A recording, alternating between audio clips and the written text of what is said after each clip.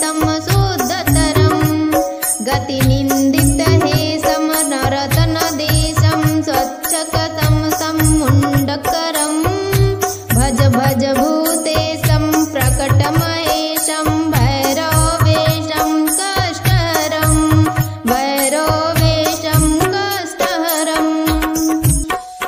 कठिनस्तनकुम्भं सुकृतसुलभं कालीलिङ्गं खड्गधरं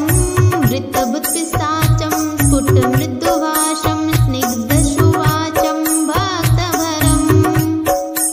तनुभादितशेषं विलमसुदेशं कष्टसुरेशं प्रीतिनरं भज भज भूतेशं प्रकटमहेशं भैरवेशं कष्टहरं भैरवेशं कष्टहरं ललिताननचन्द्रं सुमनवितन्द्रं बोधितमन्त्रं श्रेष्ठवरं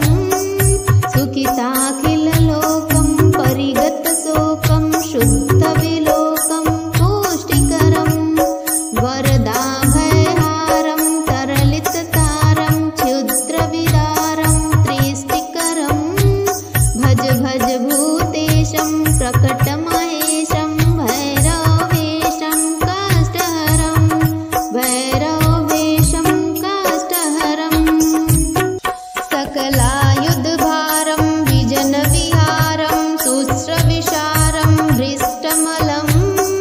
शरणागतपालं मृगमदभालं सञ्जितकालं स्वेष्टबलं पदनूपुरसिञ्जं त्रिनयनकञ्जं गुडिजनरञ्जं कुष्ठहरं भज भज भूतेशं प्रकटमहेशं भैरवेशं कष्टहरं भैरवेशं कष्टहरं मर्दितुषरामं प्रकटितभावं विश्वशुभावं ज्ञानपदं रक्तां सुखजोषं परिकृततोषं नाशितदोषं सम्मतिदमं कुटिलभिकुटिकं ज्वरधननीकं विशरणधीकं प्रेमभरं